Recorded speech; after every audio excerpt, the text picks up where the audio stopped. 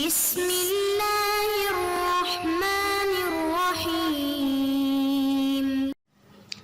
البینۃ علی المدعی والیمین علی المدعی علیہ۔ مشکل الفاظ کے معنی: البینہ دلیل، حجت۔ حدیث مبارک کا ترجمہ: گواہ مدعی کے ذمہ ہے اور قسم کھانا مدعی علیہ کے ذمہ ہے۔ حدیث مبارک کا مطلب: مدعی دعویٰ کرنے والے کو کہتے ہیں اور مدعی علیہ جس پر دعویٰ کیا گیا ہے۔ مطلب یہ ہوا کہ دعویٰ کرنے والے کو اپنا دعویٰ ثابت کرنے کے لیے دو گواہ پیش کرنے ہوں گے،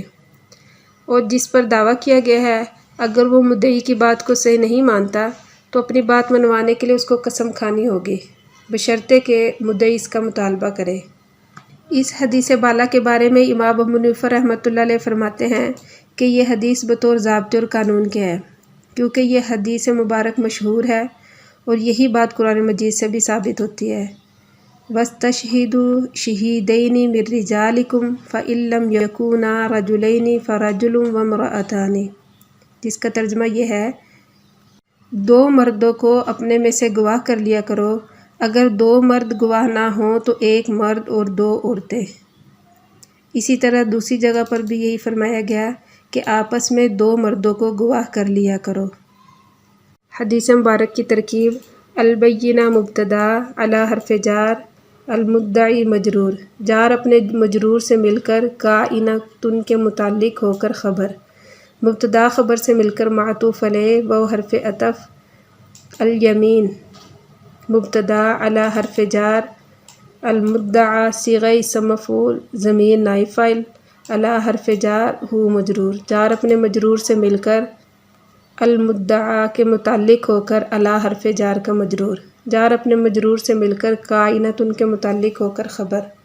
مبتدا خبر سے مل کر معطوف، معطوف اپنے معطوف علیہ سے مل کر جملہ خبریہ معطوفہ ہوا۔ المؤمن مرآۃ المؤمن والمؤمن اخو المؤمن یکف عنہ ضیعتہ ویحوطہ من ورائہ۔ مشکل الفاظ کے معنی: مرآہ آئینہ، یکف کف باب ناصرہ سے ہے بمعنی روکنا، ضیعتہ جائیداد، یحوطہ حاط باب ناصرہ سے حفاظت کرنا، گھیر لینا۔ حدیث مبارک کا ترجمہ: ایک مومن دوسرے مومن کا آئینہ ہے اور ایک مومن دوسرے مومن کا بھائی ہے، جو اپنے مومن بھائی کو نقصان سے بچاتا ہے اور اس کی عدم موجودگی میں بھی اس کی حفاظت کرتا ہے۔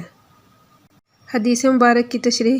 ملا علی قاری رحمۃ اللہ علیہ فرماتے ہیں کہ اس حدیث مبارک میں مومن کی مثال آئینے کے ساتھ دی گئی ہے۔ اس کی وجہ یہ ہے کہ آدمی جب آئینے میں اپنا چہرہ دیکھتا ہے، اگر اس میں کوئی عیب ہو تو آئینہ دوسرے کو اس عیب پر آگاہ نہیں کرتا، کسی دوسرے کو بتاتا نہیں ہے۔ تو اسی طرح مسلمان جب اپنے بھائی میں کوئی عیب دیکھتا ہے تو تنہائی میں اس کو سمجھا دیتا ہے، لوگوں کے سامنے اس کو ظاہر کرتا نہیں پھرتا، تاکہ وہ لوگوں کی نگاہ میں ذلیل نہ ہو۔ یا یہ مطلب بھی ہو سکتا ہے کہ آدمی اتنا نیک بن جائے کہ دوسرا آدمی جو بھی اس کو دیکھے وہ بھی نیک ہو جائے، جیسے کہ آئینے کو دیکھ کر آدمی اپنے آپ کو درست کر لیتا ہے۔ اس حدیث مبارک میں لفظ اخو استعمال فرمایا گیا ہے، یہ سگے بھائی اور حقیقی بھائی کو کہتے ہیں۔ تو اس میں اس بات کی طرف اشارہ ہے کہ جس طرح ایک بھائی دوسرے بھائی کا خیال رکھتا ہے، اسی طرح ایک مسلمان کو دوسرے مسلمان کے ساتھ ہونا چاہیے۔ یکف عنہ ضیعتہ، حدیث مبارک کے جملے میں اخوت کا اظہار یہ بھی ہے کہ جب اس کا بھائی موجود نہیں ہو تو اس کی عدم موجودگی میں اس کی عزت و آبرو اور جان و مال کی حفاظت کرے۔ علماء فرماتے ہیں اس میں یہ بھی داخل ہے جب اس کے سامنے مسلمان کی غیبت یا عیب جوئی کی جائے تو وہ اس کو منع کر دے۔ حدیث مبارک کی ترکیب: المؤمن مبتدا، مرآۃ مضاف، المؤمن مضاف الیہ، مضاف الیہ مل کر خبر، مبتدا خبر مل کر جملہ اسمیہ خبریہ ہو کر معطوف علیہ، واو حرف عطف، المؤمن مبتدا، اخو مضاف، المؤمن مضاف الیہ، مضاف الیہ مل کر المؤمن مبتدا کی خبر اول، یکف فعل، ضمیر فاعل، ان حرف جار ہو مجرور، جار مجرور مل کر یکف فعل کے متعلق،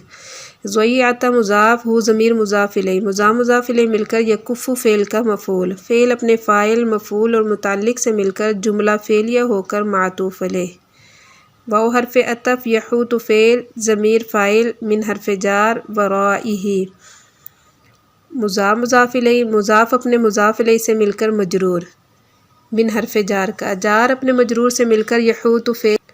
یحوط فعل کے متعلق، فعل اپنے فاعل اور متعلق سے مل کر معطوف، معطوف اپنے معطوف علیہ سے مل کر جملہ اسمیہ خبریہ ہو کر المؤمن کی خبر ثانی،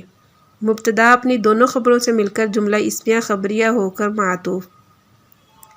معطوف علیہ معطوف سے مل کر جملہ معطوفہ ہوا۔